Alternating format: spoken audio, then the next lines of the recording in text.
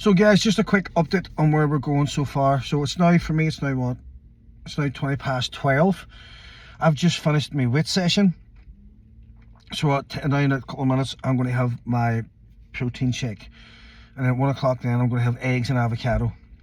Now remember, the objective of fasting here is to deplete what's called glycogen. That's the main objective.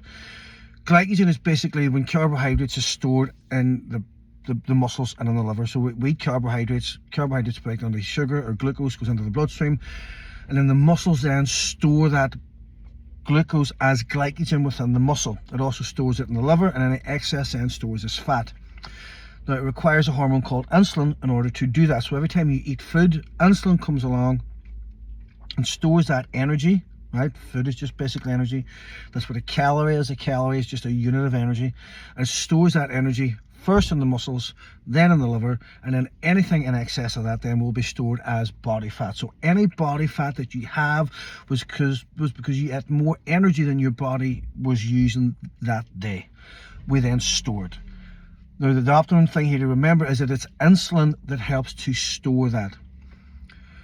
Whenever we go long periods of time with no food, which is what fasting is, the purpose of that is to deplete the stored glycogen. So the muscle and the liver have no energy left within them because they've been gone such a long time without any food. What happens then is, because your blood sugar levels start to drop, is the pancreas, which normally releases the insulin to store the energy, now has to release a hormone called glucagon. Glucagon then releases stored energy to use as energy, for example, body fat. So remember, if we eat food, we store it in the muscle, then we store it in the liver, and then we store any excess as fat.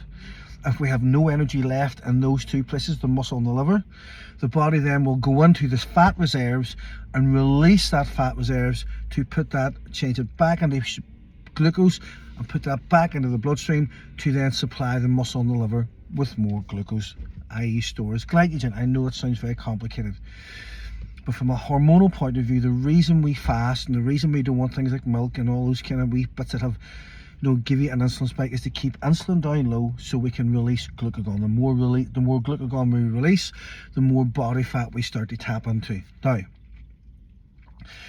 the reason why we add on the morning walk, the reason why we do weights, is that we deplete that glycogen even more. So the more we deplete the glycogen, the stored glycogen, the more we tap into the fat reserves. All right. And then, for example, I did 50 minutes in the spin bike this morning, which completely drained my glycogen because I hadn't eaten since 8 o'clock the previous night. After the sleep, I was completely gone into a fasted state after about 4 or 5 hours. I go on a bike, I need energy, but there's none in the muscle. So the body goes straight into body fat and starts releasing the body fat to give us energy. I then went a period of time with no food, and then did resistance training. I did weights. Now weights will really tap into the glycogen, because that's basically what you're using when you're lifting weights. Is you're using glycogen, stored muscle energy, to lift the weights. Now there's no stored muscle energy there, so the body then has to break down a lot of body fat to then put that body fat, turn it back into glucose, put that glucose back into the muscle via glycogen. So I'm really tapping into those fat reserves by doing those two activities, as well as the period of time with no food. That's why it's important to add in things like the morning walk and things like resistance training.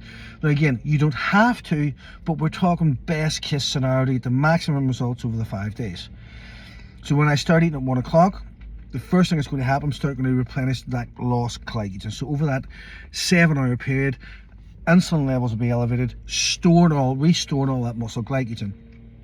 But remember, carbohydrates is one of the things the thing that stores glycogen the quickest. So if I have a keto diet today, there's less glycogen being stored in the muscle. So when I wake up tomorrow morning, I'm already depleted. 1, because I didn't eat very many carbs today. 2, because I've slept and I've gone fasted. Then I do my cardio tomorrow morning, for example, a half-hour walk. I'm really turning my body into a fat burning machine. You see how it works?